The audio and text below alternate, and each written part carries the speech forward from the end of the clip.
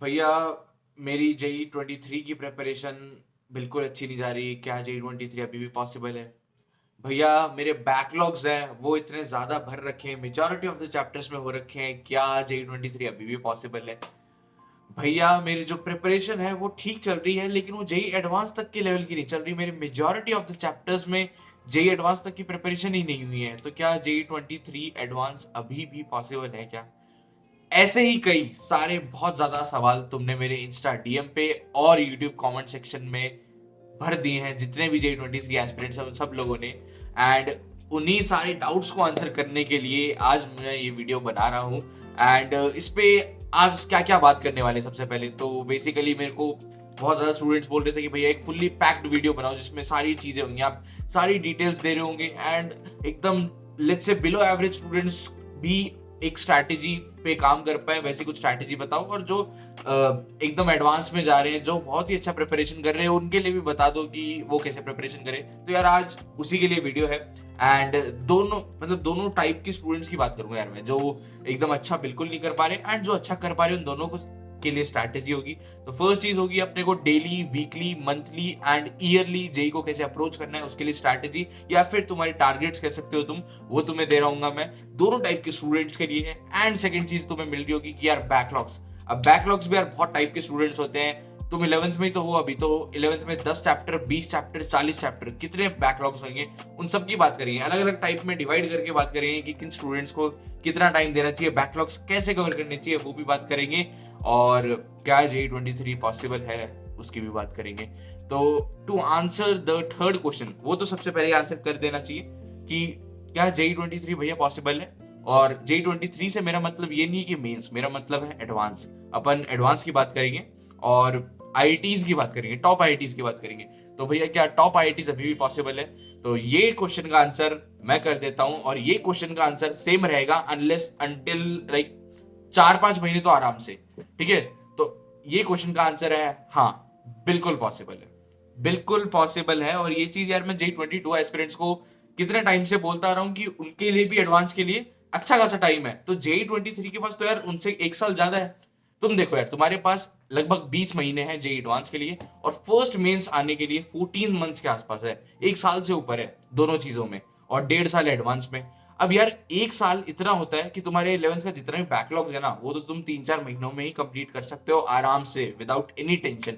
भले ही कितना तुम्हारा बैकलॉग्स हो रखा है, आगे बात करेंगे कि कैसे कर सकते हो। अभी मैं बता रहा हूँ कि क्या क्या कर सकते हो। ओके, तो बैकलॉग्स तो तुम 3-4 महीने में ही कर सकते हो, और जेई एडवांस तक की प्रिपरेशन तुम with in a year complete कर सकते हो यार। जैसे तुम्हारा कोर्स खत्म होगा कोचिंग में या स्कूल में, जहां पे भी तुम एनरोल्ड हो, तब तक तुम्हारा सारा जेई एडवांस तक की अच्छी प्रिपरेशन होगी। वो मैं तुम्हें बताने वाला हूँ आज कैसे करेंगे, ये सारी चीजें अपन बात करेंगे। लेकिन ये चीज तुम्हें समझ जानी चाहिए कि ये बिल्कुल पॉसिबल है।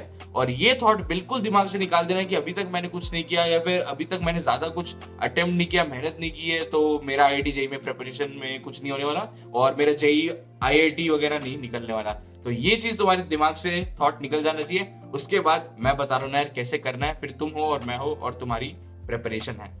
आगे बढ़ने से पहले यार तुम्हें मैं बता दूं कि JEE mains and advance 23 aspirants के लिए रिवीजन बैच 2.0 लॉन्च हो रहा है ऑन 24 नवंबर को। तो अगर तुम्हें इसमें एनरोल करना है तो मेरा कोड यूज करना AIR10, जिससे तुम्हें 10% ऑफ मिले एनरोलमेंट पे। साथ ही में बात कर लेते हैं डेली प्रैक्टिस पेपर्स की, जो कि तुम 6:30 PM को मंडे टू थर्सडे अटेम्प्ट कर सकते हो फ्री में, मेरा कोड यूज करके AIR10। उसकी भी लिंक मैं तुम्हें डिस्क्रिप्शन में दे दूंगा। एंड अब बात कर लेते हैं अनअकैडमी चैंपियंस लीग के बारे में, जो कि 21 एंड 28 नवंबर को हो रहा होगा। एंड उसमें क्या डिटेल्स हैं वो तुम्हें स्क्रीन पे दिख रही होगी, टाइमिंग एंड क्वेश्चंस की। एंड मेरा कोड यूज करना वापस AIR10, जिससे तुम इसको फ्री में अनलॉक कर सकते हो अनअकैडमी चैंपियंस लीग को।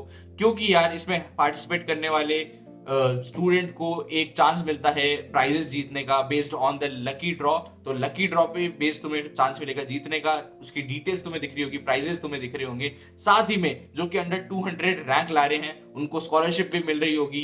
एंड सारी लिंक्स डिस्क्रिप्शन में गिवन है, don't forget to check it out. और एक और अनाउंसमेंट है कि मैं भी एक क्लास ले रहा हूँ, स्पेशल फ्री क्लास लूंगा ऑन अनअकैडमी ऑन 24 नवंबर को 9 PM। तो उसकी लिंक भी तुम्हें डिस्क्रिप्शन में मिल जाएगी, don't forget to check it out. और अब बात कर लेते हैं कि क्या डेली टारगेट्स तुम्हें सेट करने चाहिए। तो डेली टारगेट्स में यार मैंने 3 टाइप में, 3 स्टूडेंट्स में मैंने डिवाइड कर रखा है डेली टारगेट्स। हर डिफरेंट टाइप के स्टूडेंट्स के क्या होंगे। एक तो फर्स्ट है below average category, second category है जो कि एवरेज है, और थर्ड कैटेगरी है जो कि अबव एवरेज है, जो कि एडवांस के लिए प्रिपरेशन कर रहे हैं अभी से ही और उनके बैकलॉग्स ना के बराबर है। ओके, तो वो थर्ड कैटेगरी में आते हैं। इन तीनों की बात करते हैं। फर्स्ट कैटेगरी की बात करते हैं, तो जो बिलो एवरेज स्टूडेंट्स है यार, उनको दिन के 50 क्वेश्चंस करने चाहिए एंड उसमें 100 मिनट्स देने चाहिए। देखो द रीजन तुम बिलो एवरेज हो क्योंकि तुम देखो टाइम भी कम दे रहे हो एंड उसको एफिशिएंसी से भी नहीं समझ पा रहे हो। तो इनिशियली तुम्हें 50 क्वेश्चन से स्टार्ट करना चाहिए डेली एंड वो बेसिकली तुम्हारे 1.5 से 2 घंटे के अंदर हो जाने चाहिए। तो इतने तुम्हें क्वेश्चंस को टाइम देना चाहिए। बैकलॉग्स में कितना टाइम देना चाहिए वो अपन आगे बात करेंगे। क्वेश्चंस में इतना टाइम देना चाहिए। अगर जो तुम्हारी चैप्टर्स वीक है मैथ्स फिजिक्स में भी, उनको तुम एनसीईआरटी से कर सकते हो, और केमिस्ट्री में तो यार तुम्हें सारे चैप्टर्स एक बार एनसीईआरटी से रीडिंग लगानी ही है। तो ये डेली टारगेट्स तुम्हें अपने रखने हैं for the first category. Second category पे आते हैं जो कि एवरेज स्टूडेंट्स है। तुम्हें यार डेली 100 क्वेश्चंस का टारगेट फिक्स रखना है। अब तुम सोच रहे हो कि भैया 100 क्वेश्चन तो बहुत ज्यादा हो रहे हैं, ये कैसे कर पाएंगे। तो यार तुम देखो, तुम अगर सेकंड कैटेगरी में है और तुम्हें अगर फर्स्ट कैटेगरी में पुश होके जाना है तो तुम्हें कुछ ऐसा करना पड़ेगा जो कि सेकंड कैटेगरी के स्टूडेंट्स नहीं कर रहे हैं। ओके, तो तुम्हें दिन के 100 क्वेश्चंस करने होंगे एंड 100 क्वेश्चंस के साथ साथ बैकलॉग्स की मैं बाद में बात करने ही वाला हूँ। 100 क्वेश्चंस के साथ साथ तुम भी एनसीईआरटी पढ़ो यार, केमिस्ट्री की तो सारे स्टूडेंट्स को करनी चाहिए। एंड 100 क्वेश्चंस में कितना टाइम लगना चाहिए भैया, तो 200 मिनट्स लगनी चाहिए। अब 200 मिनट्स में दे रहा हूँ, इसका ये मतलब नहीं कि 200 मिनट्स में ही हो जाना चाहिए, ये तुम्हें एक टारगेट दे रहा हूं मैं।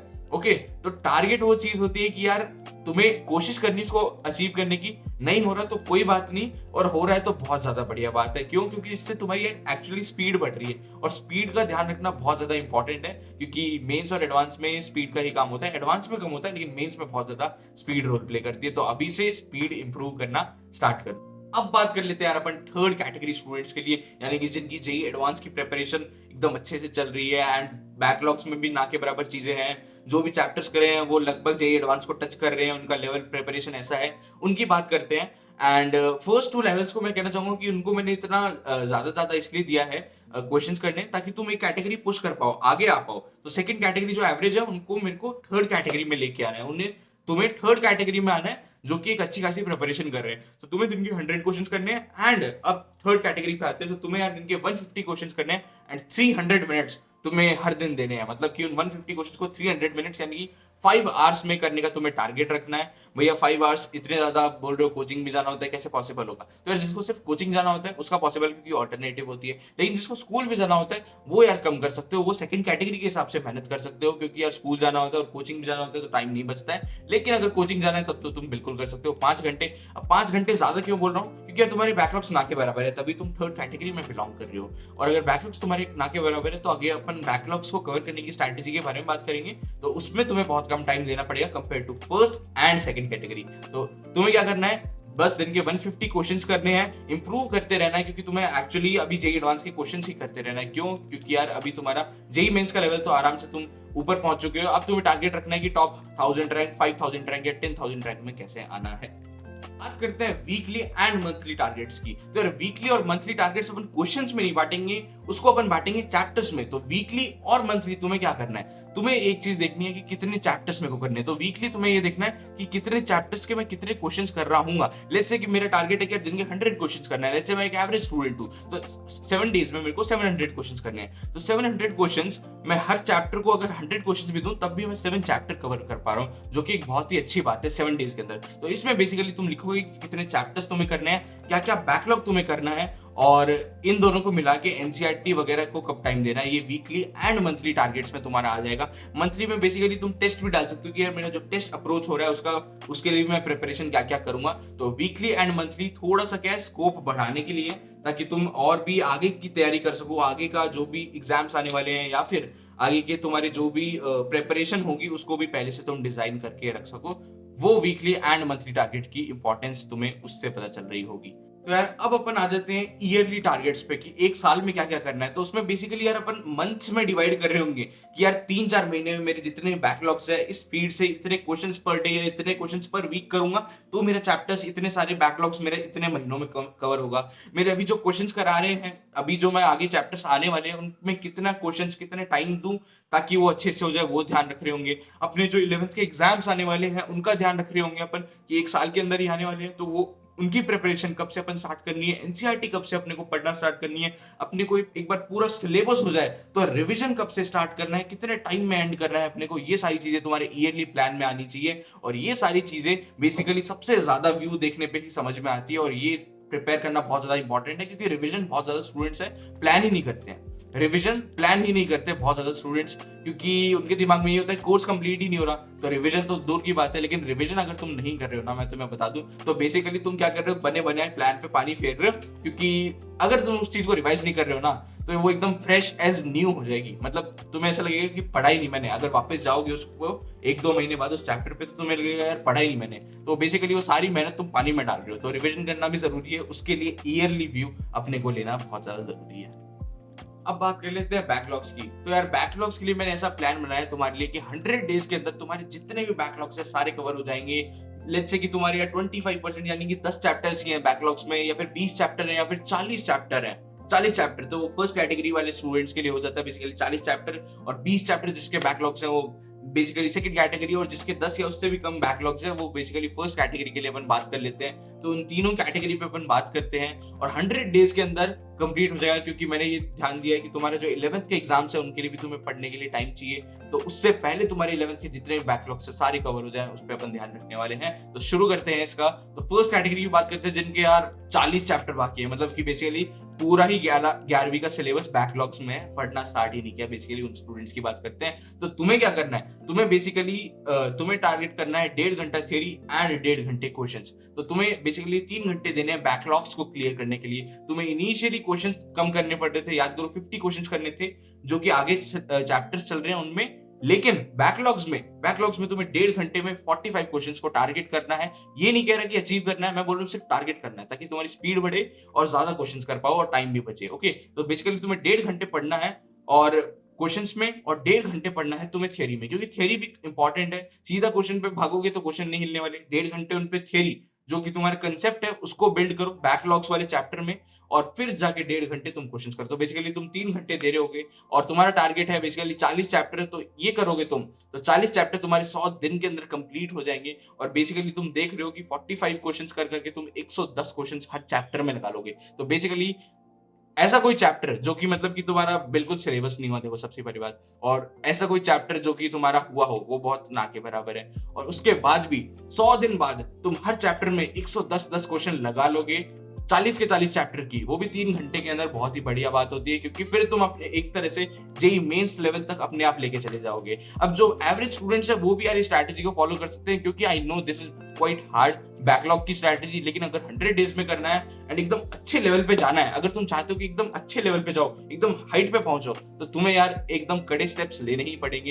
एंड लीनियंट की भी बात करेंगे अपन। सेकंड है कि लेट्स से यार 20 चैप्टर्स का ही बैकलॉग है, तो बेसिकली तुम्हें 5 दिन में सिर्फ एक चैप्टर करना है, 100 दिन में करने, क्योंकि अपने को कवर सारे के सारे, तो 100 दिन के अंदर तुम्हें सिर्फ 20 चैप्टर कवर करने हैं, 5 दिन में एक करना है। तो अब तुम क्या कर रहे हो यार, तुम 1 घंटे थ्योरी पढ़ रहे होगे वो बैकलॉग्स वाले चैप्टर की जो तुम्हें समझ नहीं आया, और 1 घंटे तुम क्वेश्चन कर रहे होगे। 1 घंटे में भैया कितने क्वेश्चन का टारगेट रखना है, 30 क्वेश्चंस का। ओके, 30 क्वेश्चंस का तुम्हें टारगेट रखना है, और इससे तुम देख रहे होगे कि बेसिकली तुम हर चैप्टर में 150 क्वेश्चन कर पा रहे हो, क्योंकि 5 दिन दे रहे हो एक चैप्टर को, तो 150 क्वेश्चन तुम हर चैप्टर के कर पा रहे हो, थ्योरी भी पढ़ रहे हो, और 20 के 20 चैप्टर सारे के सारे अच्छे होते हैं। तो इसमें बेसिकली तुम्हें थोड़ी कम मेहनत करनी पड़ रही है कंपेयर टू फर्स्ट जो मैंने बताया था। और ये भी स्टूडेंट्स अप्लाई कर सकते हैं जिनके पास थोड़ा कम टाइम बचता है, जिनके पास 2 ही घंटे हैं बैकलॉग्स को देने के लिए, तो वो ये ट्राई कर सकते हैं। अब आ जाते हैं अपन थर्ड कैटेगरी में, जिनके ना के बराबर बैकलॉग्स है, यानी कि 10 चैप्टर्स का बैकलॉग है। और 10 चैप्टर में ना के बराबर इसलिए बोल रहा हूँ क्योंकि मैंने 40 चैप्टर वाला बैकलॉग्स भी कंसिडर कर लिया है, इसलिए मैं इसकी बात कर रहा हूं। तो लेट्स से कि उनके कंपैरिजन में तो यार बहुत कम है 10 चैप्टर। ओके, तो 10 चैप्टर का ही बैकलॉग है तुम्हारा, तो तुम्हें क्या करना है, तो तुम्हें आधे घंटे थ्योरी को देना है, बस आधे घंटे। क्यों? क्योंकि